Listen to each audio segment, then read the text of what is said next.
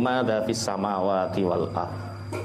Ada orang yang kafir, ada orang yang tidak percaya kepada Allah sebagai Tuhan. Kok ono wong gak percaya anane Allah. Iku dawuh kongkon delok langit karo bumi, suruh melihat apa yang ada di langit, apa yang ada di bumi. Sebenarnya untuk kita beriman itu mudah. Ya, melihat langit saja kita pasti sudah beriman. Kita melihat apa yang ada di bumi pasti sudah apa? Beriman. Ada lautan, ada gunung, ada pepohonan, ada binatang, ada makhluk, ada manusia, ada semua yang ada di bumi. Dan semua apa yang ada di langit itu menunjukkan adanya faktor subjek pengatur segalanya, yaitu Tuhan, Allah Subhanahu wa ta'ala. Tapi adanya Rasul, adanya langit dan bumi itu, ayat-ayat itu tidak akan pernah berefek apapun terhadap orang-orang yang tidak beriman. Jadi ngeten. Kalau dalam beberapa ayat yang lain, afala yatadabbarunal Qur'an. Afala yatadabbarunal Qur'an. Apakah kalian tidak bertadabbur? Tidak bertadabbur itu apa? Jadi ada tadabbur, ada tafakur. Di ling-ling ada tadabbur, ada apa? Tafakur. Tadabbur itu ungkapan atau objeknya itu teks atau qauliyah. Jadi kalau kita ngaji seperti ini namanya tadabbur. Ngocei satu huruf, satu ayat, satu lafaz, satu kalimah itu namanya apa? Tadabbur. Tadabbur itu objeknya teks. Tadabbur. Yang kita kaji itu lafadznya, kalimahnya, teksnya, itu namanya apa? Tadabbur. Qauliyah. Kalau objeknya kauniyah, semesta, ini namanya apa? Tafakur. Kita melihat langit sehingga kita meyakini ada Allah sebagai Tuhan. Berarti itu namanya apa? Tafakur. Kita memahami ayat ini namanya apa? Tadabbur. Paham tenan ya? Wah, betul pinter suwe-suwe ya. Jadi ada tadabbur, ada tafakur. Lah, dari tadabbur ini kita menarik yang namanya tafakur. Nah, tadabbur itu objeknya tekstual, kalau tafakur objeknya kauniyah atau semesta. Lah, di antara ayat-ayat Allah itu sing nerangno ubudiyah kaya salat, kaya zakat itu sedikit sekali. Yang banyak menceritakan tentang kisah. Di samping kisah yang terbanyak lagi menceritakan tentang tafakur atau menceritakan tentang ayat-ayat kauniyah. Seperti ayat ini namanya ayat yang kita disuruh tafakur. Jadi begini. Semua rasul, semua nabi itu ahli tafakur, tak boleh ini. Semua nabi, semua rasul itu ahli apa? Tafakur. Tafakur itu memahami ayat kauniyah, melihat semesta, kemudian keyakinan menghunjam dalam hati, itu namanya tafakur. Dari tafakur ini nanti kita akan masuk dalam satu kearifan. Orang yang ahli tafakur itu arif. Orang yang ahli tafakur itu bijaksana. Orang yang ahli tafakur itu hatinya lemah lembut. Orang yang ahli tafakur itu tajam sekali firasatnya. Itu ahli tafakur. Nah, metodologi pendidikan para rasul, metodologi pendidikan para nabi itu melalui tafakur, mengajak umatnya untuk apa? Bertafakur. Nah, berbeda dengan metodologi pendidikan sekarang ini, orang dididik untuk akalnya cerdas, untuk berpikir, tapi tidak tafakur. Sehingga hatinya tidak tajam, hatinya tidak lembut, perilakunya tidak lembut, tidak ada kearifan, tidak ada kebijaksanaan. Jadi adanya kebijaksanaan, kearifan, lemah lembutnya hati, tajamnya firasat, itu hasil dari apa? Tafakur, tafakur. Satu contoh, Nabi Zakaria itu di usia senjanya. Jadi Nabi Zakaria itu nikah lama nggak punya anak. Kemudian di usia senjanya dia tahu-tahu punya anak setelah Maryam. Maksudnya Maryam itu keponakannya. Maryam itu Maryam lahir Kemudian di rumah siapa? Nabi Zakaria. Kemudian setelah Nabi Zakaria ini sepuh, dia melihat keanehan-keanehan, keajaiban yang dimiliki Maryam. Di antaranya sering disuguhi panganan karo malaikat. Akhirnya Nabi Zakaria berdoa untuk meminta putra. Fanadatul malaikatu wa huwa qa'imun yusalli fil mihrab annallaha yubashshiruka bi Yahya musaddiqan bi kalimatin minallahi wa sayyidan wa hasuran wa nabiyyan minas shalihin. Ada malaikat yang memberi kabar kepada Nabi Zakaria bahwa kamu akan punya putra yang bernama Yahya. Akhirnya lahir Yahya. Nah, ini ceritanya tentang Yahya. Yahya itu usia kecil sampai usia 7 tahun. Bayangno umur 7 tahun iku apal Taurat. Jadi usia 7 tahun wis apal Taurat. Sehingga Nabi Zakaria takut sekali karena Yahya ini sering debat rahib.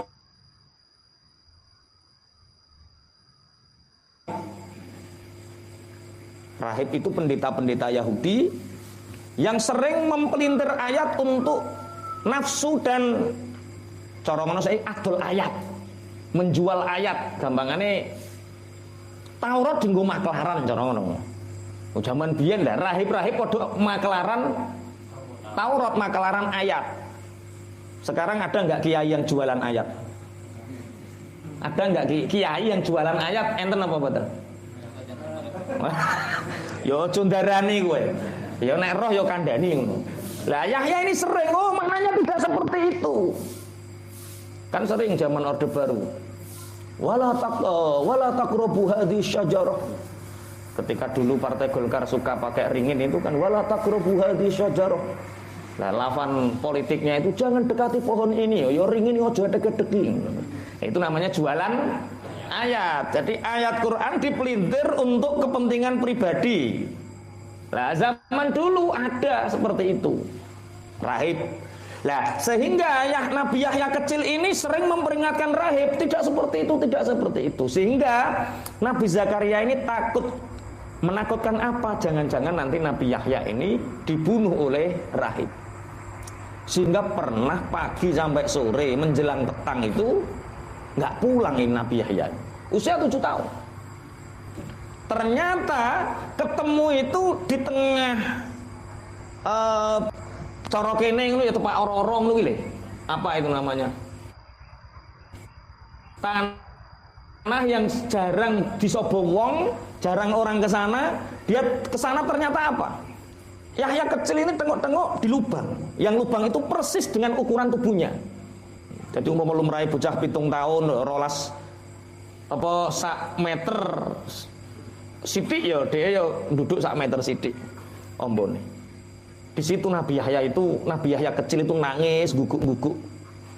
Haman lihat di kitab Qisasul Anbiya, nangis guguk-guguk. Setelah nangis guguk-guguk, Nabi Zakaria, loh itu apa Nabi Yahya? Yahya, apa yang kamu lakukan? Bukankah Bapak tadi mengajarkan kepadaku bahwa setiap manusia pasti mati dan pasti akan menyendiri di lubang kuburnya? Dan hari ini aku bertafakur, aku menggali lubang kuburku sendiri, dan setiap aku melihat lubang itu aku menangis, teringat perkataan Bapak bahwa setiap manusia nanti mempertanggungjawabkan amalnya. Umur 7 tahun wis iso tafakur ngono. Kowe wis tau duduk kuburanmu dhewe. Itu pelajaran, Masya Allah, itu namanya tafakur. Ora tau ngaji pisan keliru gitu ya. Ngidul gak sampean yo? Mas Taib ngidul sampean? Sampean ngidul to? Sampean ngidul? Kok mriki mawon maksudnya ngidul rono? Hah? Oh, nek menawa kleru. Bolos telung Selasa ngaji pisan keliru. Jalannya nggak bisa dilewati. Jadi ngajine ning lor. Jadi terisolasi, ya nggak apa-apa lah sekali-kali ngaji ning pondok induk ya. Banyak yang keliru tadi ya. Banyak yang kesana tadi. Cawin tok. Astagfirullah. Sing ngumumno flyer, sing ngumumno nang grup keliru pisan. Sing nurut kalih. Hah? Sing dene kula kalih. Sapa? Iku jenenge dolun mudilun. Sesat dan menyesatkan. Wong niki yang ngaji kok sampai keliru. Lah itu bukti bahwa kadang-kadang yang menunjukkan jalan itu kadang-kadang ya tidak sampai ya seperti itu. Mulane golek pemimpin sing hati-hati. Itu dolun mudilun. Jadi sesat menyesatkan. Mau diikuti wong kok tambah rono. Jadi pendidikan metodologi Nabi dan Rasul zaman dahulu itu metodologinya pakai apa? Tafakur. Tidak sekedar kecerdasan otak, tidak sekedar kecerdasan intelektual, tidak sekedar ilmu yang digali, tapi ada hikmah, ada kearifan, kebijaksanaan, lemah lembut, dan tajamnya firasat. Itu semua lahir dari namanya apa? Tafakur. Makanya banyak ayat-ayat Al-Quran seperti ini. Kuling rumada fis samawati wal ard. Kok sampeyan niku kafir, nggak percaya adanya Tuhan? Apakah kamu nggak pernah melihat langit? Apakah kamu nggak pernah melihat bumi? Orang cukup melihat langit dan bumi itu sudah beriman. Lah terus wa matughnil ayatu wan nuzuru an qaumil la yu'minun. Memang ayat-ayat Allah yang sebegitu banyak, Rasul yang sebegitu banyak diutus oleh Allah itu tidak akan pernah cukup untuk bagi orang-orang yang tidak beriman. Hanya satu contoh, Rasulullah itu pernah jalan-jalan. Ini contoh bagaimana Rasulullah mengajak para sahabat itu untuk bertafakur. Rasulullah pernah ada sahabat yang mengikuti Rasulullah, ada bangkai unta mati dirubung laler, dikerubuti lalat. Kemudian Rasulullah mengatakan, sampean mau tak belikan bangkai unta itu? Cara sampean tak takoki ngono, gelem enggak? Tak tukokno apa batange unta, gelem sampean? Hah? Kena apa dek ora gelem? Lah. Ya sama persis jawabannya. Untuk apa ya Rasulullah? Jangankan dibelikan, dikasih kita enggak mau. Lah kenapa? Jijik, berpenyakit, banyak alasannya. Kata Rasulullah, kamu tahu enggak? Itulah dunia yang kamu tinggalkan. Itulah dunia yang kamu serakkan, yang tidak kamu ambil manfaatnya apa-apa dari dunia itu. Dunia itu adalah bangkai. Bangkai yang setiap orang mati tidak menginginkan. Dunia itu. Iku mau pingin urip neh terus aman. Orang mati itu kalau sudah mati ingin hidup lagi dan ingin amal. Orang pengen dunia. Tapi aneh wong sing urip pengin jajal sampean pengin amal apa pengin dunia? Sampean tak dudoi 2 rakaat salat qobliyah subuh karo duwe 1 juta milih ndi? 2 rakaat subuh. Oh, wis ngaji ya. Nah, inilah. Jadi itu tafakur namanya. Rasulullah langsung cep. Kamu mau nggak tak belikan bangkai unta itu? Nggak mau ya Rasulullah, untuk apa? Jangankan dibelikan, dikasih saja kita nggak mau. Apa kata Rasulullah? Ya itulah dunia. Dunia yang tidak kamu ambil manfaatnya, dunia yang kamu serakkan, dunia yang tidak kamu ambil untuk kemanfaatan dunia dan akhiratmu, ya itulah bangkai. Orang-orang di alam kubur itu yang dinantikan adalah umpomo aku urip, aku ape amal. Umpama aku urip, aku akeh ibadah sakake-akeh. Nek gak percaya, jajal Mas Taib, mati sediluk. Rong-rong dino ya. Terus ngomong gak kabar. Oh tenan, wis aku wis mau duit tenan. Yakin apa amal terus ngono. Tapi ngomong dikandani kira-kira percaya enggak? Iya, wa matughnil ayatu wan nuzuru an qaumil la yu'minun. Orang-orang kafir itu ketika ada ayatnya Allah, Rasul yang menerangkan, mereka tidak ada manfaatnya bagi orang-orang yang tidak beriman. Fahal yang tadziruna illa mithla ayyamil ladzina khalau min qablihim. Mereka tidak menantikan seperti apa yang terjadi terhadap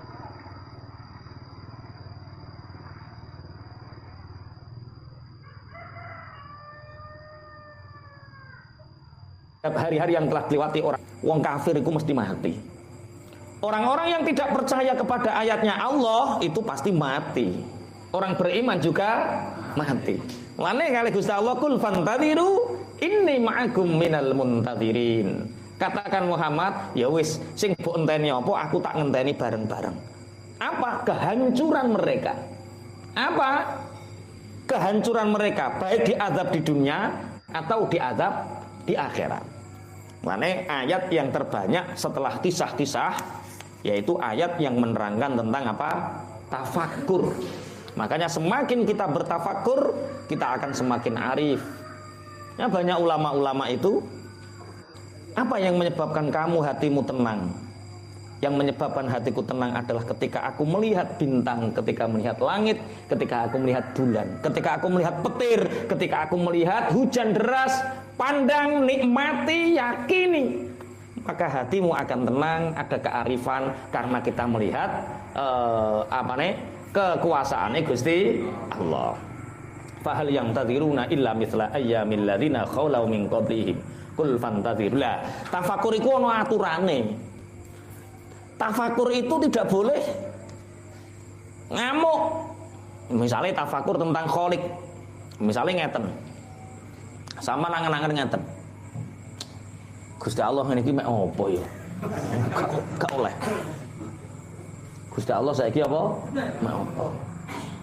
Gusti Allah cara ning dhuwur ane Gusti Allah tanda-tanda keesaane Allah. Contoh kaya angen-angen ning gone gunung, angen-angen ning gone segara, angen-angen ning gone langit, bumi, lintang sak piturute.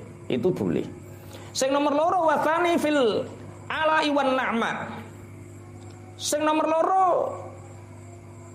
tafakur terhadap pemberiannya Allah. Meneng, matane merem, nikmati nafas, ya Allah terima kasih Engkau memberikan aku sampai hari ini masih bisa bernafas. Merem, nikmati ya Allah, moto kula tasik saged merem, tasik saged melek.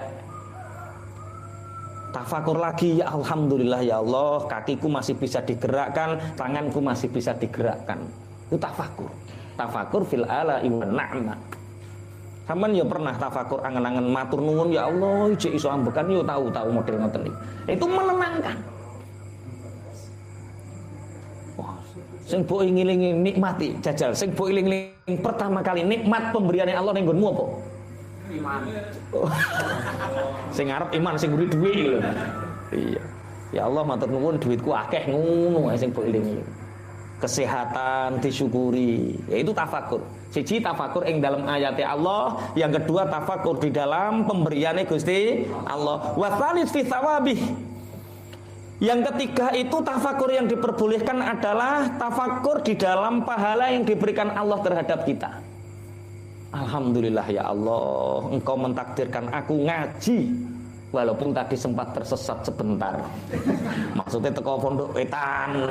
Terus enggak apa-apa, alhamdulillah. Hah? Aku sering menyang itu. Mesan menyang kok. Piye maksudmu piye? Meh mboten budal. Meh mboten budal terus Mari-mari. iya. Lah ayo iman-imani. Pahala yang dijanjikan Allah. Jadi kita bisa sholat tafakur. Jadi wayah sholat aja mikir Allahu Akbar diterima ta ora. Wayah angen-angen sholatku diterima ta ora, enggak boleh seperti itu. Tafakur itu ketika ya Allah alhamdulillah Engkau mentakdirkan aku bisa sholat, bisa sujud. Kowe iso sholat ikut anggepen. Isitmu sholat, kita dimampukan sholat, ikut tanda diterimanya sholat kita. Sholat yang tidak diterima, ya sholat yang tidak dikerjakan. Lah yo, wayah kowe nglakoni dosa mantep diterima, wayah sholat ora mantep diterima. Ya iku setan menang. Wayah nglakoni maksiat mantep diterima. Wayah nglakoni ibadah mamang. Lha iku sing menang sapa? Setan. Makanya tafakur fi tsawabi ku penting. Kita ditakdirkan Allah bisa sujud, bisa ngaji, ku angen-angen ya Allah. Kok bisa yo? Saya bisa datang ke pondok ngaji, maca ayat Quran kok iso? Padahal aku biyen yo tukang joget barang yo aku biyen wah ya Allah seneng iki. Lah iku setan kalah, yakin setan. Wis.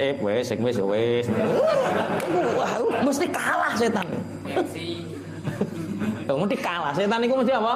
Kalah. Setan menang itu ketika kita sholat ragu diterima apa tidak, tapi ketika kita maksiat yakin diterima. Itu setan harus menang. Yang keempat adalah tafakur di dalam siksanya Allah. Nah, iki lagi oleh. Ya Allah, hak biyen sing tak lakoni apa kok ngono kae ya Allah. Terus wa baka ala khotiatih. Kemudian menangis karena pernah mengingat dosa yang telah dilakukan.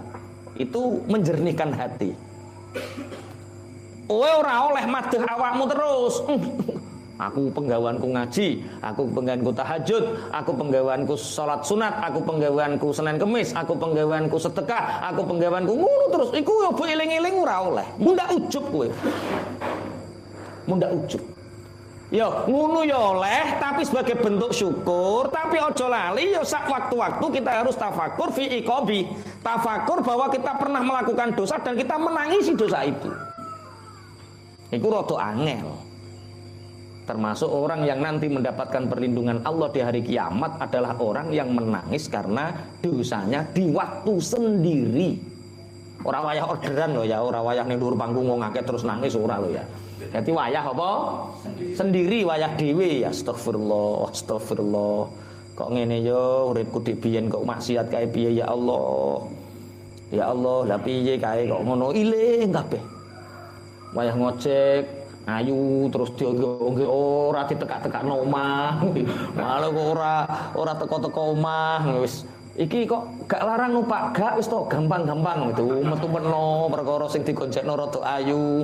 Terus lha iku ditangisi wa bakala khotiatih. Menangis karena kesalahan yang telah dilakukan. Yang kelima adalah tafakur karena kebaikan Allah terhadap kita. Betapa banyak Allah berbuat kepada kita, tapi kita membalasnya dengan kemaksiatan. Lah awake iku ora iso syukur. Jadi ini yang diperbolehkan tafakur. Kita tidak boleh tafakur fil khaliq, tapi tafakur fil makhluk. Tafakur itu ndelok makhluke Allah, aja ndelok Gusti Allah. Gusti Allah iki zate piye ya Gusti Allah iki? Duwe mata ta ora? Duwe mata ta ora? Lah itu haram. Gusti Allah ki wayah ngene iki mek apa enggak oleh. Makanya ulama-ulama sepuh dulu kalau ada santrinya mau kuliah di ITB, mau kuliah di jurusan-jurusan pertanian, jurusan teknik, itu luwih seneng. Kadang-kadang jurusan agama filsafat itu karo kiai tambah susah kiai ini. Aku ridho cung nek awakmu kuliah jurusan teknik, jurusan pertanian. Loh aneh. Mestinya kiai kan menyokong untuk kuliah di jurusan agama. Kata kiai enggak, aku lebih ridho santriku iku kuliah jurusan teknik. Soale umpama keliru mikire, paling banter mau mikir mur karo baut. Orang ngarah mikir kesalahan dalam fikrah tentang ketuhanan. Tapi nek jurusanmu filsafat, jurusanmu agama nek nyerempet filsafat. Nah, itu sekali bahas Tuhan salah, tersesat selamanya. Makanya banyak dari rumah sekolah diniyah pinter ngaji bareng kuliah jurusan filsafat orang sholat. Alasane waqimi sholata li dzikri. Sholat itu tujuannya apa? Untuk mengingat Allah. Lah kalau sudah ingat Allah apa wajib sholat? Ya meneng wae. Oh lah akhirnya makanya kalau kue mikir mur, mikir baut, mikir pacul, mikir tanah, lah iku luwih apik timbang kue mikir zatnya Tuhan Allah khaliq. Tsumma nunajji rusulana walladzina amanu kadzalik.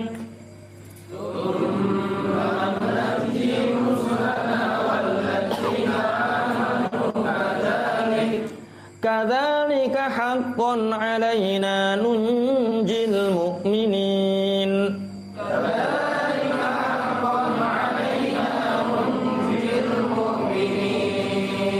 Qul ya ayyuhan nasu in kuntum fi syakkin min dini fala a'budu alladhina ta'buduna min dunillah. Qul ya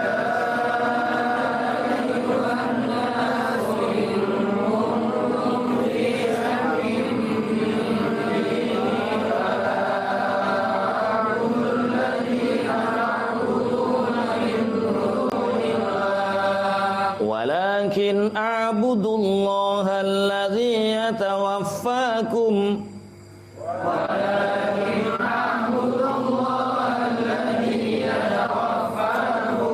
wa umirtu an akuna minal mu'minin.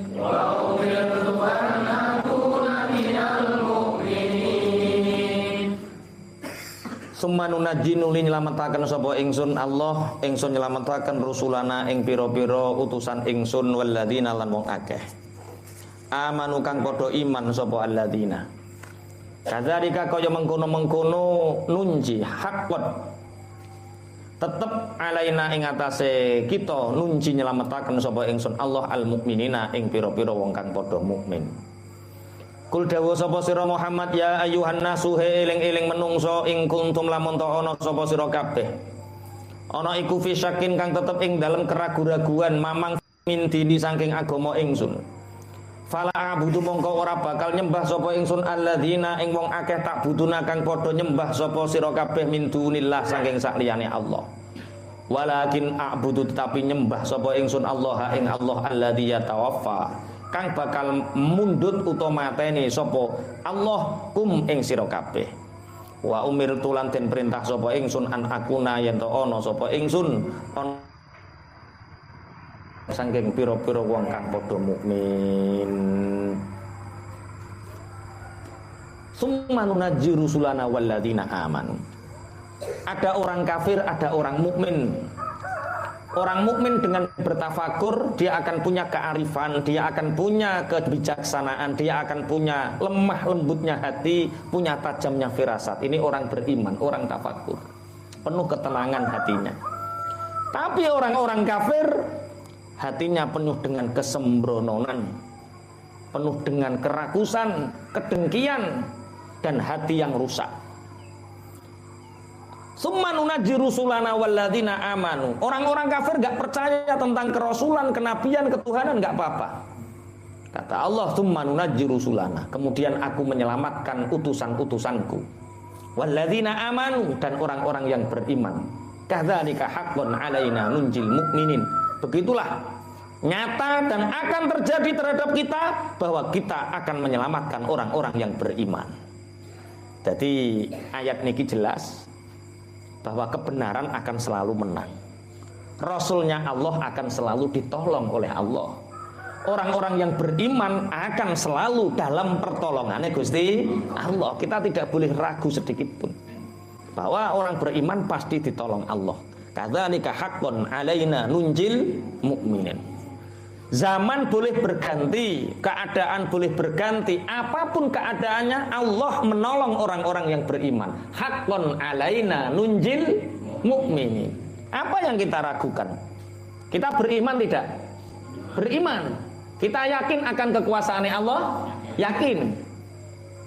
Kita melakukan syariat-syariatnya Allah? Melakukan. Terus apa yang kita ragukan? Wong haqqun alaina nunjil mukminin. Orang mukmin pasti ditolong oleh Gusti Allah. Lah yang menjadikan kita kadang-kadang mahjub itu kadang-kadang rasa cinta dunia kita, sehingga kita ragu-ragu. Lagi digoda debt kolektor, kadang-kadang kita itu menyalahkan Allah. Lagi kadang-kadang dipaidu bojo, kadang-kadang kita menyalahkan Allah. Wis to yakin nae kadzalika haqqan alaina nunjil mukminin. Qul ya ayyuhan nasu in kuntum fi syakkin min dini. Katakan Muhammad, hai manusia, kalau kamu ragu di dalam agamaku ini, agama Islam. Seandainya seluruh dunia ini tidak ada yang mempercayai agamaku ini, katakan seperti itu Muhammad, maka aku tidak akan pernah menyembah berhala yang kalian sembah. Aku hanya menyembah Allah. Walakin a'budullah alladzi yatawaffakum, tetapi aku hanya menyembah Allah yang Allah akan menjadikan mematikan kalian. Allah akan menjemput ajal kalian. Jadi kalau seperti ini kita bisa membayangkan bagaimana Rasulullah saat itu mesti sangat percaya diri sekali. Kalian boleh kafir, kalian boleh tidak percaya kepadaku, kalian boleh tidak mempercayai agama Islam ini, boleh, silahkan. Tapi aku tidak akan pernah menyembah berhala. Aku hanya menyembah Gusti Allah, dan Allah akan menjadikan kalian nanti mati. Artinya ngene, wong mukmin bakale mati, wong kafir bakale mati. Wong mukmin panggonane sakwise mati ning ndi? Swarga. Wong kafir sakwise mati panggonane ning ndi? Neraka. Dan ini keyakinan kita, ini tauhid kita. Mulane iman iku diijolke, diganti dengan ratusan miliar, ya enggak ada nilainya. Dibandingkan ratusan miliar masih bernilai la ilaha illallah. Satu kalimat itu lebih bernilai. Karena satu kalimat mengantarkan kita kehidupan yang nyata, sedangkan 100 miliar itu akan seperti bangkai unta tadi. Makanya kalau gadah rencang, kapundhut niku terus bojone terus garwane nek cerita kapundhut niku pas guyon. Mana nek guyon hati-hati.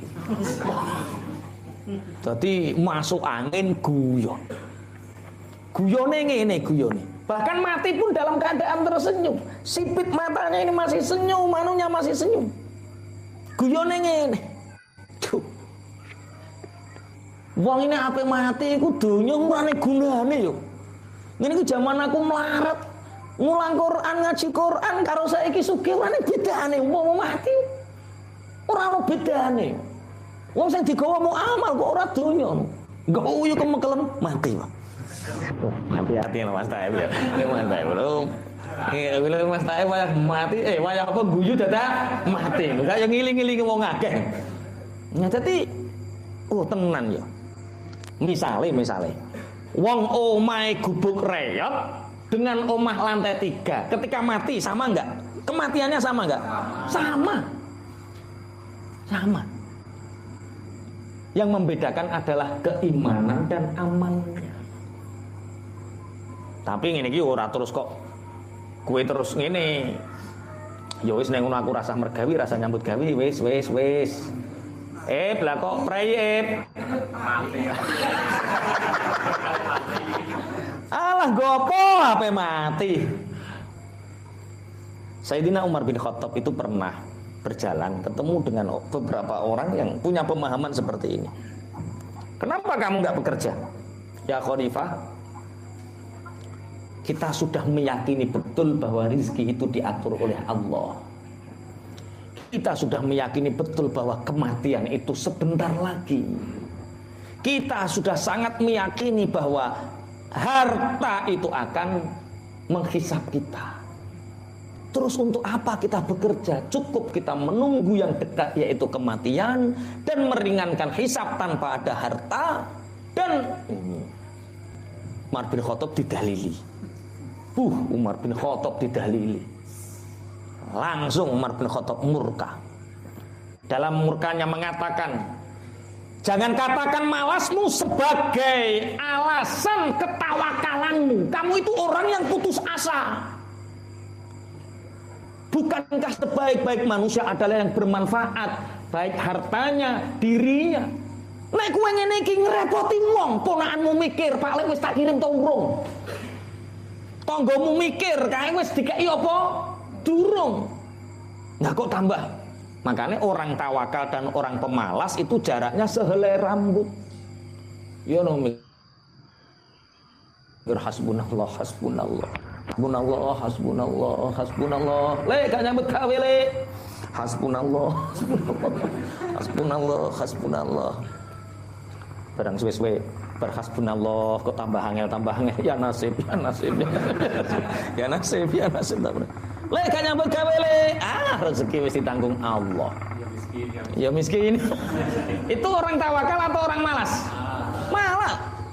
yo omongannya bener seakan tawakal kadang-kadang perilakunya malas Pak Hati blik martabak walah semangat Pak Hati lah yang ini sangune mati lah ini tawakal. Tawakal itu pekerjaan hati. Balik ini ya. Tawakal itu pekerjaan hati, bukan pekerjaan zahir. Zahir tetap mergawe, kerja hati tawakal. Kalau yang tawakal anggota tubuhnya, dia itu tawakal atau malas? Malas sampai Umar bin Khattab seperti itu. Insyaallah. Dan ini banyak terjadi. Kalau seandainya kata ini firman-Nya Allah disuruh mengucapkan kepada Kanjeng Nabi disuruh mengatakan kepada seluruh manusia, hai manusia, seandainya tidak ada satupun orang yang mempercayai agamaku, aku tidak akan pernah menyembah berhala. Aku hanya menyembah Allah yang Allah nanti akan membuat kalian mati dan mempertanggungjawabkan amal kalian. Wa umirtu an akuna minal mu'minin, dan aku diperintahkan untuk menjadi orang-orang yang beriman. Wa an aqim wajhaka lid-dini hanifa. Wa an aqim wajhaka lid-dini hanifa. Wa la takunanna minal musyrikin. Wa la tad'u min dunillahi ma la yanfa'uka wa la yadhurruk wa la tad'u min dunillahi ma la yanfa'uka wa la yadhurruk fa in fa'alta fa innaka idzan minadh dhalimin.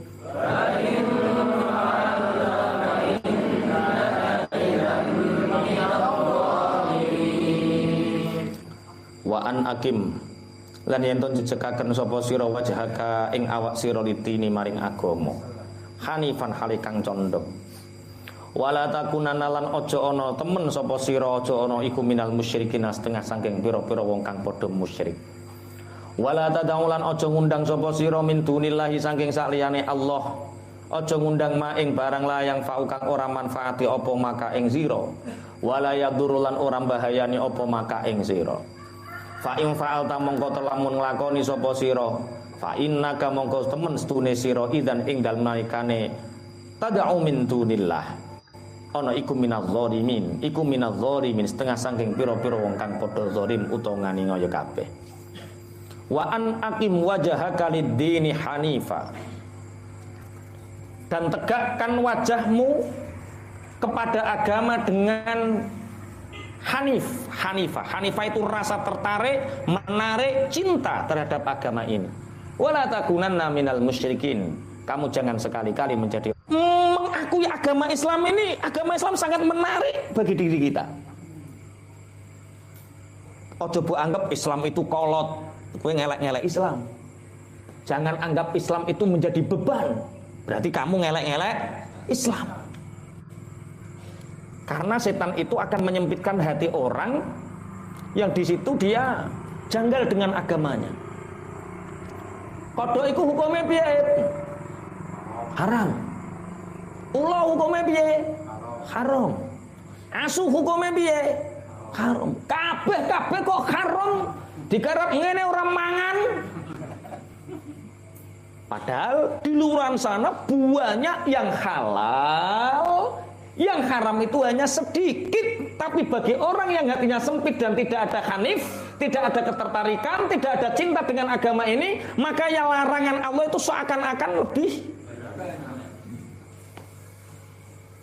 Mulane eneng. Anakmu kok mbok dadekno santri, mbok kon ngaji, sok ben ngengel-ngengel kowe. Apa ngene ora oleh, apa ngono ora oleh. Ada yang seperti itu. Anak mbok kon ngaji, tambah kowe sok ben dikongkon sedekah kowe. Sumbangannya malah. Lho tenan to. Mulane anake ra kerasan mondok ya ngono kuwi lho. Sudon. Terus sakit jenengan Pak Yego. Lah iya. Masya Allah. Jadi faman yuridillahu ayyahdiyahu yashrah sadrahu lil Islam. Kalau Allah menghendaki orang itu mendapatkan hidayah, maka orang itu dibuat hatinya luas untuk menerima ajaran Islam. Islam mengajarkan seperti ini, dilakukan luas. Islam mengajarkan seperti ini, diterima. Lah, iku jenenge wa an aqim wajhaka lid-dini hanifa.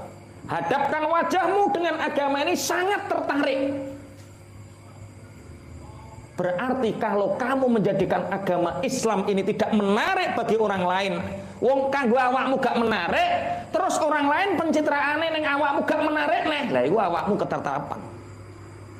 Misalnya, makanya sebenarnya untuk syiar agama ini Tidak hanya dai, mubalek, kiai, ulama, tidak. Cukup perilakunya orang Islam itu menjadi dasar dakwah.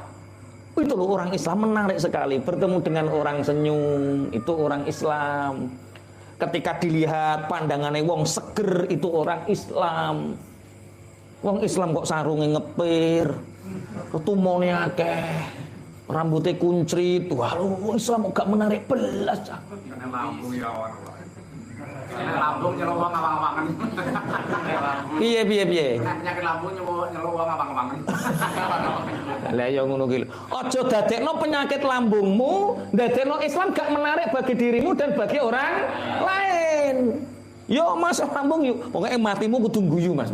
Aja sampai kowe wayah mati orang guyu. Wong uripe guyu kok wayah mati. Orang guyu iku saru. Matimu tak titeni pokoke. Mati. Mati nih Mas Taib itu kudu apa?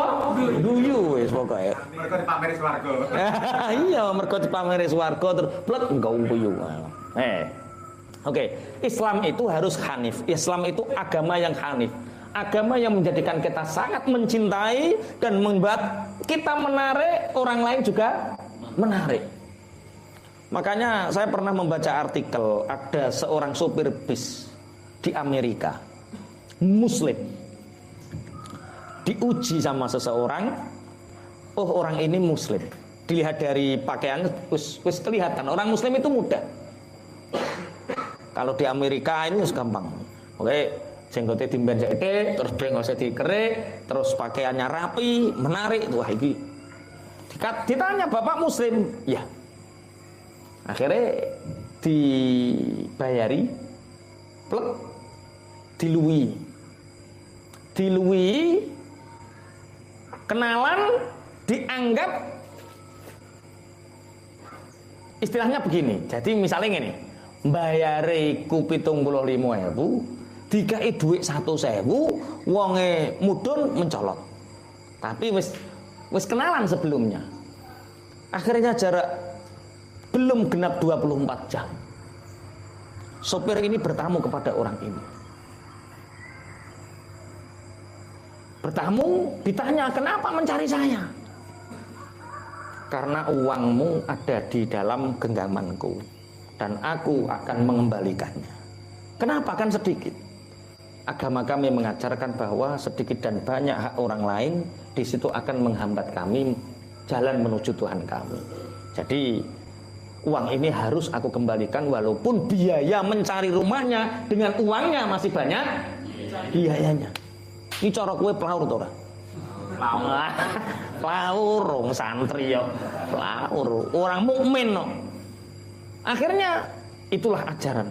Masya Allah, tertarik orang itu sehingga belajar Islam dan mendapatkan hidayah. Jadi hidayah itu jadikan agama Islam itu menarik, sehingga orang menarik untuk mempelajari Islam, orang menarik untuk berbicara tentang Islam, sehingga orang akan tertarik mengikuti ajaran Islam. Akhir-akhir ini Islam itu beda-beda. Kadang-kadang Islam dikesankan menjadi agama yang tidak menarik. Loh, aku itu duwe kanca Jakarta, tapi mondok ning Jawa Tengah gak oleh. Jangan mondok di Jawa Tengah, jangan mondok di Jawa Timur. Lah kenapa, Mak? Nanti kamu jadi teroris.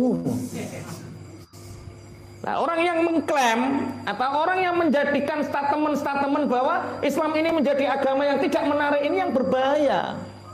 Islam terkenal dengan kekerasan, Islam terkenal dengan ini membahayakan. Wa an aqim wajhaka lid-dini hanifah. Hanifah itu apa? Menarik dan mencintai. Beragama itu harus menarik dan mencintai, condong. Wala takunanna minal musyrikin. Kamu jangan sekali-kali menjadi orang yang musyrik. Wala tad'u min dunillahi ma la yanfa'uka wa la yadhurruk. Kamu jangan meminta kepada selain Allah sesuatu yang tidak bermanfaat untukmu dan tidak berbahaya madarat untukmu. Kowe aja njaluk sak liyane Gusti Allah. Sak liyane Gusti Allah yo gak manfaati ning awakmu, yo gak madarat ning awakmu. Iku sak liyane Allah. Fa in fa'alta fa innaka idzam minadh dhalimin. Apabila kamu melakukannya, maka sungguh kamu termasuk orang-orang yang zalim. Lah kadang-kadang kita melakukan satu kesalahan sing samar banget tapi kita gak ngerti. Ziarah itu apik, bagus kita melakukan ziarah itu bagus. Ziarah kubur itu bagus. Tapi ziarah kubur itu artikan bahwa kita akan mati seperti yang kita ziarahi. Satu, kita akan mati seperti yang kita ziarahi. Yang kedua, mengambil pelajaran yang dilakukan orang yang diziarahi. Kamu ziarah ke Sunan Bonang, apa yang dilakukan Sunan Bonang? Ke Asmara Kondi, apa yang kamu lakukan? Sabar, luman, ikhlas. Apa Asmara Kondi ajarannya apa? Ayo, sing seniron, ayo. Ayo. Ayo, kok lali-lali piye? Sing sering ning Asmara Kondi apa? Sabar, apa terus? Luman terus? Wah. Neriman terus? Ikhlas terus? Kacau. Mau cotok laline terus mek banyune. Diombe terus ngopi ning gurune makom. Terus cerita ning pasar, aku nek gak rene iki sepi yo. Iki piye tambah Asmara Kondi mbok jimat iku. Jangan jadikan Asmara Kondi itu pusat makelaran sehingga kita terjebak di dalam syirik yang Masya Allah. Sampai ada orang berkeyakinan kalau saya tidak ke sana satu kali dagangan saya sepi. Piye? Bensinnya sepi. Iya. Ayo toh ning Asmara Kondi. Lah masuk kowe ning Asmara Kondi ping 30 lah nek dalanmu ditutup ya tetep sepi to. Oh, dalanmu ditutup. Kecuali Pak ya. Kecuali ini piye? Gratis. Ya besok diumumkan ya bensin gratis ngono ya. Jadi satu, ziarah kubur yang banyak kesalahan dalam berziarah kubur itu kadang-kadang apa? Ayat ini dipahami. Kita meminta harus kepada siapa? Allah. Selain Allah tidak punya manfaat dan tidak punya madarat. Jadi sing ngekeki rezeki iku Gusti Allah. Paham ya? Nek ziarah kubur ning Asmara Kondi niate piye? Kita akan mati seperti Mbah Asmara Kondi. Kita mengingat perjuangannya Mbah Asmara Kondi. Kita melakukan ajarannya. Jadi masuk Mbah Asmara Kondi pun kapundhut, penerusnya jek urip kaya sampean. Mengharap keberkahan boleh, boleh. Tapi menjadikan terus kue nek ape ora rono, terus kuku nek daganganku sepi piye ndang prei. Itu ada setan di dalam hatimu. Lah nek wis ikhlas, rono iki. Rono iki. Rame dek sepi, rono. Lah wi bener wisan. Kadang-kadang setan itu pinter. Ada orang ahli maksiat ketemu orang soleh, terus ngaji, terus ono proyek ziarah wali limo, apa? Bareng ziarah wali limo dituduhno Mbah Wali ku ngene. Wis apik. Bareng apik, ping pindho rono, rame daganganku. Ping telu rono, rame daganganku. Terus sampean matuk pilek. Terus gerges gak rono, lho kok sepi yo daganganku. Terus rono wis sehat, rame neh. Lho tenang. Hati-hati. Enten tiyang cerita ngoten tengen lho, pas wayah kula gerges Pak Yai. Dagangan kula sepi, kula mboten ngriko. Bareng kula sehat kula ngriko rame neh. Ya bener sepi wong wayah kowe greges kowe sok. Wong dagang karo rasa-rasen ki ya mesti sepi. Sepi ora kok. Ngapunten, yo cari keberkahan orang soleh. Orang soleh punya keberkahan, kita yakin itu. Tapi ojo sampai awake terlanjur menganggap selain Allah ada yang intifa, ada yang anfa, ada yang nyambur. Paham nggih? Jadi kono atimu ngene. Kok ana hubungane makom Mbah Asmara Kondi, Mbah Bonang, Mbah Bejagung karo daganganmu, karo uripmu? Praine dhisik. Atur toto sampai betul-betul bener ziarah. Lho kula ahli ziarah. Kowe urung ziarah, aku ziarah. Zaman Mbah Asmara Kondi urung dibangun kula sering kali Mbah dijak rono. Zaman jek gerumbul ra karuan kula dijak sering ngriko. Tapi aja sampai njaluk ning gone sakliyane Allah. Terus aja geleman idek-idek kuburan. Aja geleman jungok neng kuburan. Masya Allah, ziarah neng bambu nang ja. Patok mbok jungoke karo rokokan. Astagfirullah, astagfirullah. Sing lucu duduk kuburan. Makanya ulama-ulama ahli hikmah, aku heran orang yang mempercayai kematian tapi tidak bisa mengambil pelajarannya. Penggaweane duduk kuburan, tapi dia tidak pernah mengambil pelajaran dari duduk kuburannya. DAP duduk nurah tambah rokokan yang dhuwur patok. Ngene iki ra iso nyalati wis ngene wae, duduk-duduk ngene wae. Jadi kalau kita di situ ambillah pelajaran. Bismillahirrahmanirrahim. Jangan sekali-kali engkau meminta kepada selain Allah. Selain Allah itu tidak bermanfaat untukmu dan tidak membahayakan untukmu. Kalau kamu melakukan itu, maka kamu termasuk orang-orang yang zalim. Wa iyamsaska Allahu bidurrin fala kashifa lahu illa hu. Wa iyamsaska Allahu bidurrin fala kashifa lahu illa hu. Wa in yuridka bi khairin fala radda li fadlihi.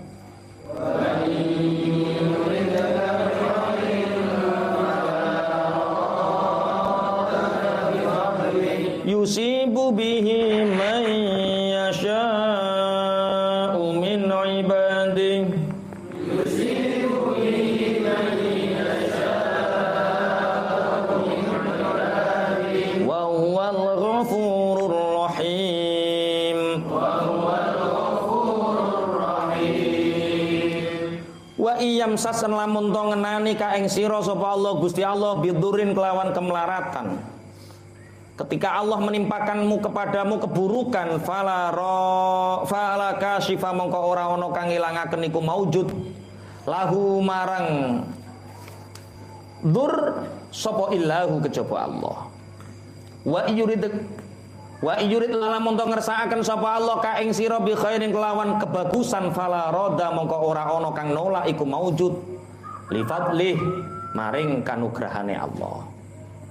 Yusibu paring sapa Allah bihi kelawan fadl man ing wong yasha'u kang ngersakaken sapa Allah min ibadihi saking pira-pira kawulane Allah. Wa huwa utai Allah iku al-ghafuru zat kang akeh ngapurane ar-rahim tur kang welas. Wa iyamsaskallahu bidurin fala kashifa lahu illahu. Ketika Allah menimpakan kepadamu kemelaratan, maka tidak ada yang bisa menghilangkan kecuali Allah. Kalau Allah menghendakimu sakit, seluruh dokter berkumpul untuk mengobatimu, 1000 dokter berkumpul untuk mengobatimu, tidak ada yang bisa mengobati kecuali Allah. Wa yuridka bi khairin fala radda fadlih. Kalau Allah menginginkan kamu diberi anugerahnya, maka seluruh dunia ini ingin menolak, tidak ada yang bisa. Yusibu bihi man yasha'u min ibadih. Allah memberi kepada siapa yang dikehendaki dari hambanya. Wa huwal ghafurur rahim. Allah itu maha mengampuni, maha pengasih. Jadi ayat ini menerangkan tentang hakut tawakul, hakikatut tawakul, hakikat berserah diri. Misalkan begini, jadi di sini contohnya kan bisa, kalau Allah ingin menimpakan kepadamu keburukan, maka tidak ada satupun yang bisa menolak kecuali Gusti Allah. Kalau Allah menginginkan kepadamu kebaikan, maka semua orang bersatu untuk memberi keburukan kepadamu, tidak akan pernah terjadi keburukan itu. Yusibu bihi may yasha'u min ibadihi.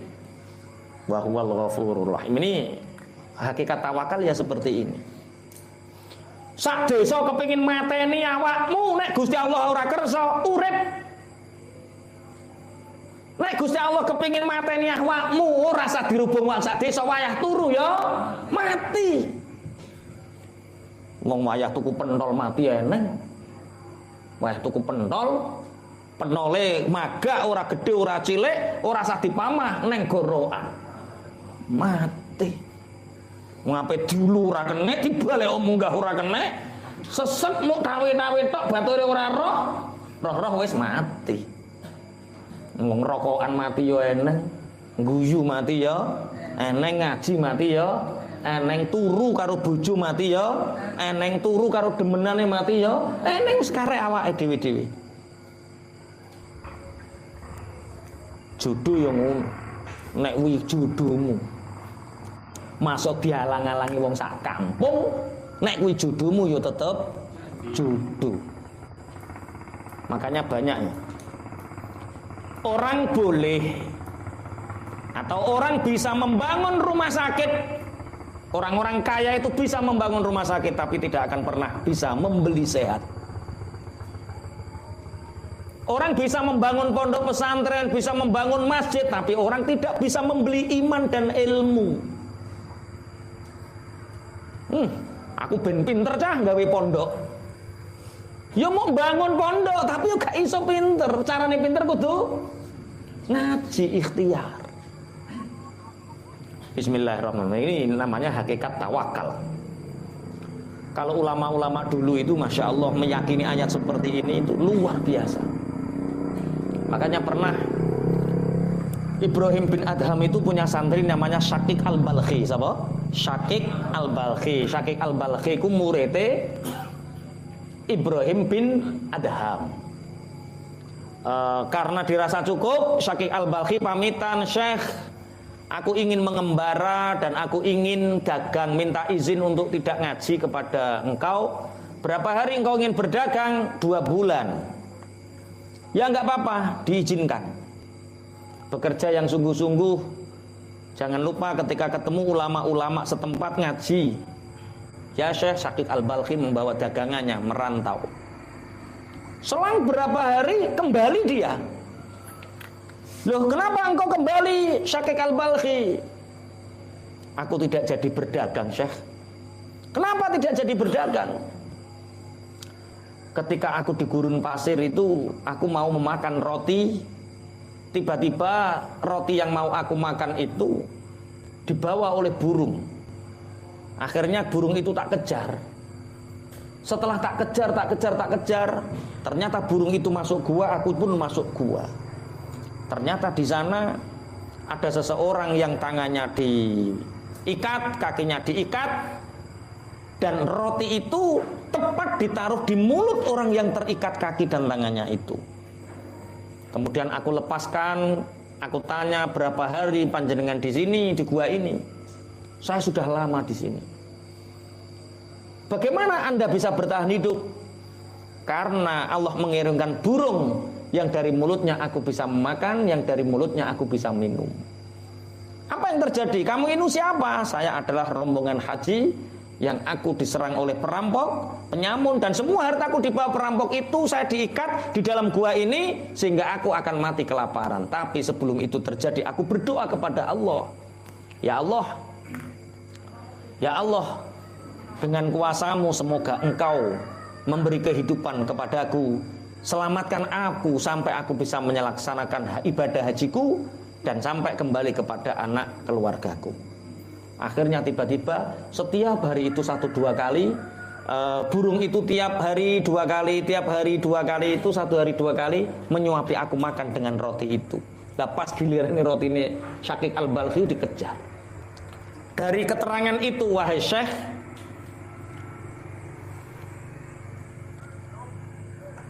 dari keterangan itu wahai Syekh, aku ingin berhenti bekerja.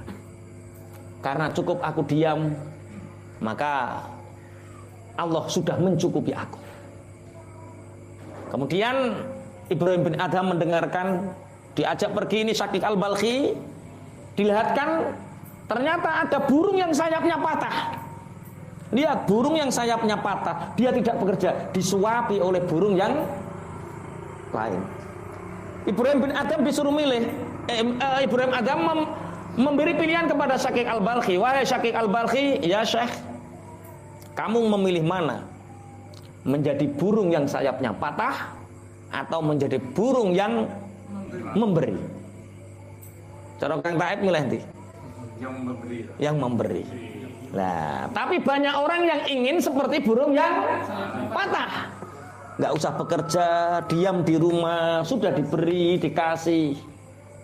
Dilarang itu sama Ibrahim bin Adham, Syakik al-Balkhi, pergi lagi bekerja. Jangan sampai kamu menjadi seperti orang yang burung bersayap patah. Hakikat tawakal tidak seperti itu. Kita meyakini Allah akan mencukupi kebutuhan kita, tapi kita harus berikhtiar secara zahir agar kita bermanfaat untuk orang lain. Bismillahirrahmanirrahim. Sing lucu tambah Malik bin Dinar. Jadi semakin orang tawakal, itu semakin dicukupi sama Allah. Jadi santri-santrinya Malik bin Dinar itu pernah diajak sama Malik bin Dinar jalan-jalan. Ketika jalan-jalan itu tersesat di gurun, sehingga beberapa hari tidak minum. Sangat lelah sekali mencari air kemana-mana, tidak ada. Sehingga Malik bin Dinar dan santrinya ini melihat ada banyak sekali kijang. Kijang itu kidang ya. Apa bahasa Indonesia nih? Rusa ya. Bahasa Jawa ini kidang. Lah nek kijang itu apa kijang?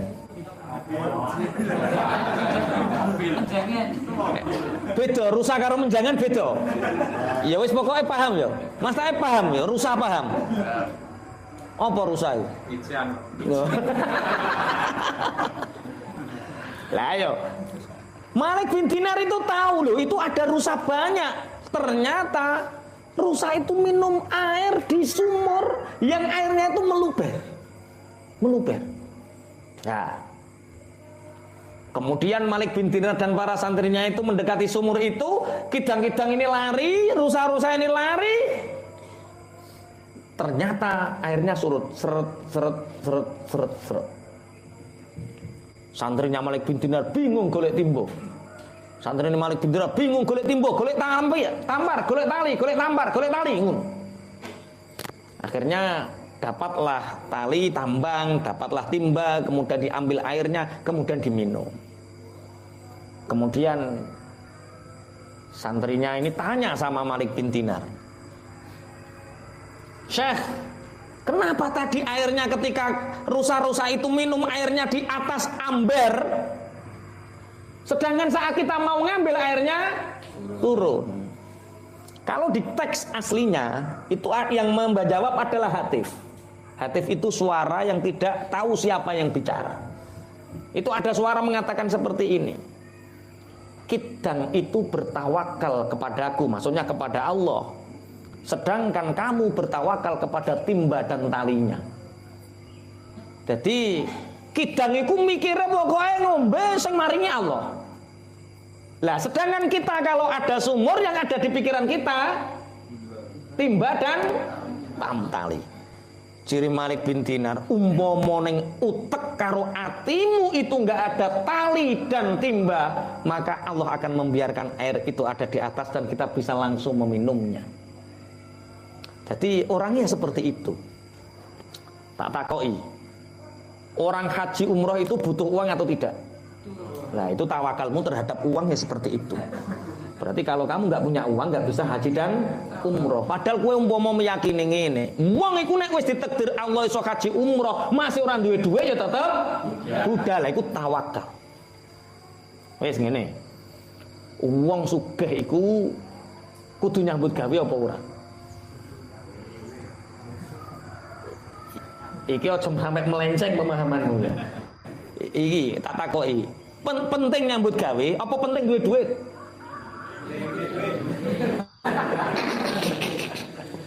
Gusti Allah nentir menungso dhewe-dhewe. Ana sing pinter nyambut gawe tapi gak duwe duit. Neng sing pinter nglumpukno duit tapi gak pinter nyambut gawe. Neng sing sarjana ekonomi pinter ngitung duit tapi gak duwe duit yo eneng. Ana sing ora sarjana ekonomi tapi duwite akeh lho, niku warna-warni hidup. Nah, tawakal kita itu sebatas apa? Jangan pernah membatasi kekuasaan Allah dengan pembatasan-pembatasan kita, sehingga hidup kita itu akan diluaskan oleh Allah. Kadang-kadang Allah kita batasi, contoh sing Joko-Joko kuwi lho.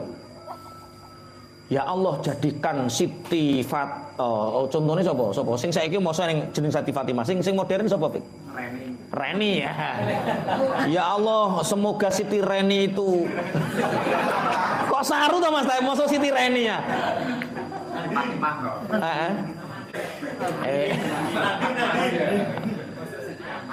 Andin yo.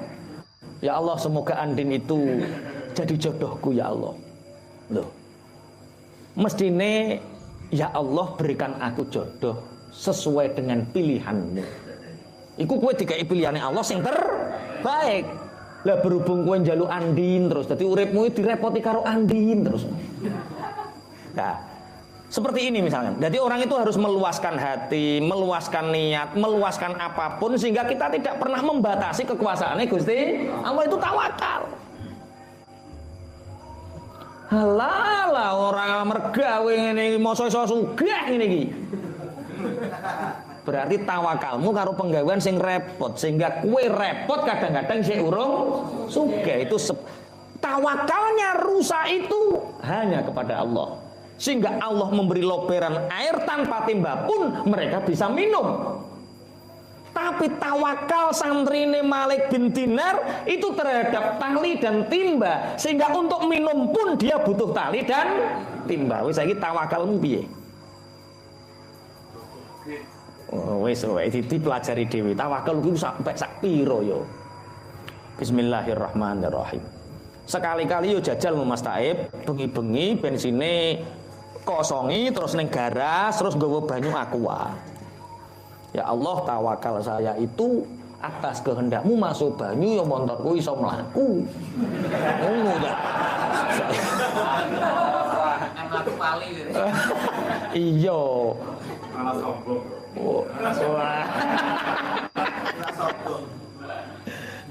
Oke, tinggal 2 ayat itu kita khatamkan ya.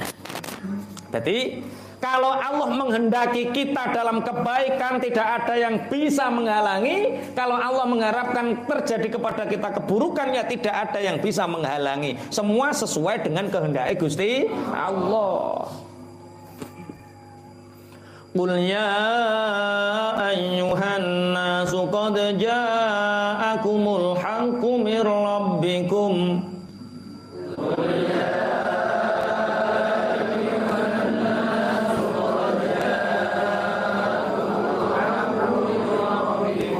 Faman ihtada fa innama yahtadi li nafsihi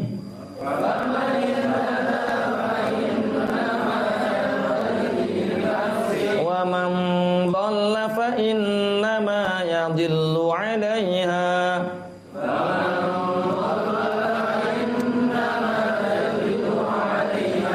wa ma ana 'alaikum biwakil.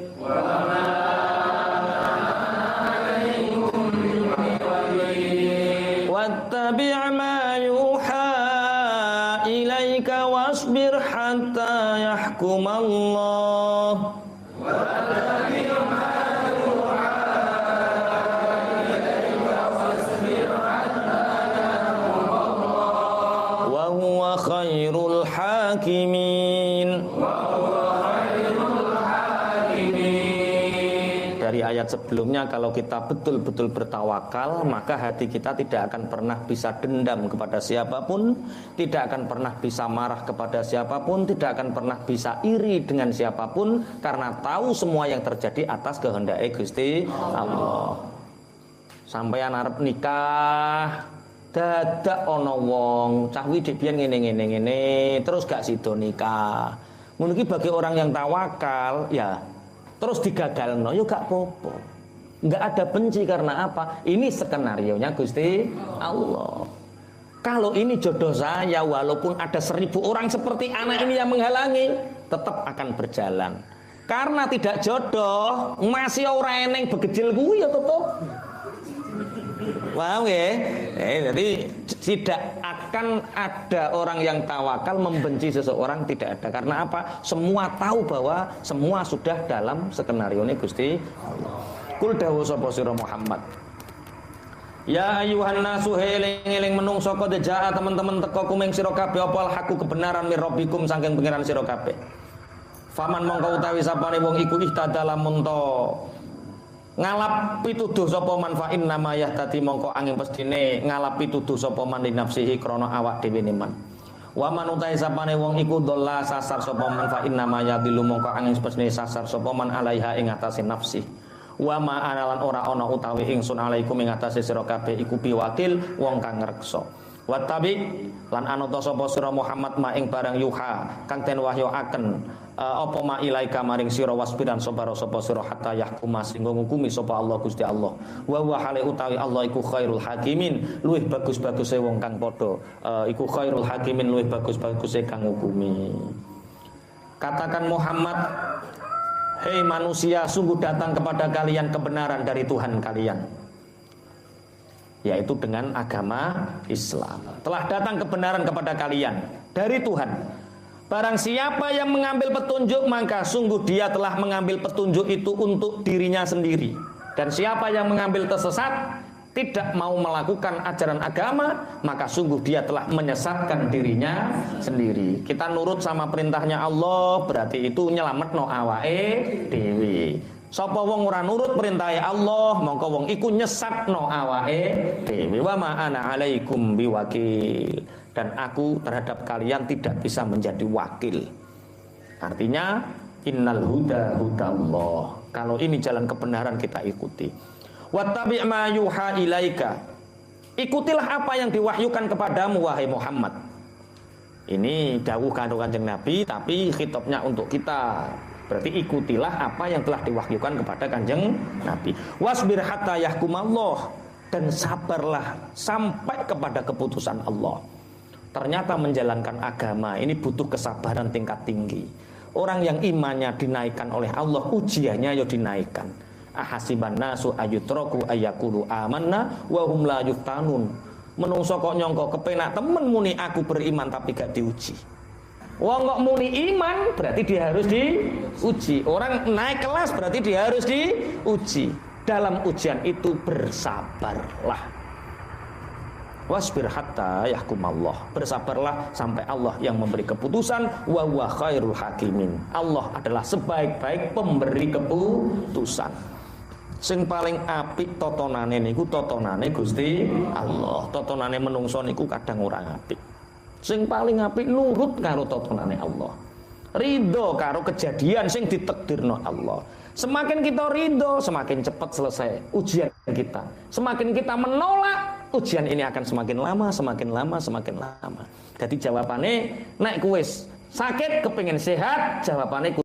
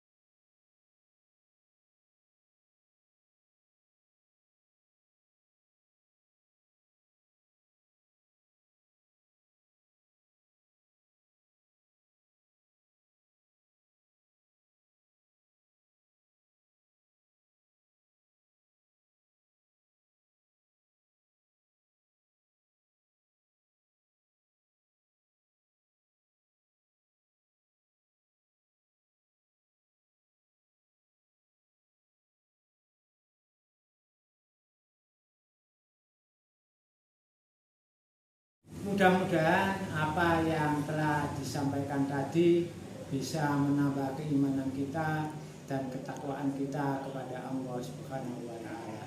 Assalamualaikum warahmatullahi wabarakatuh.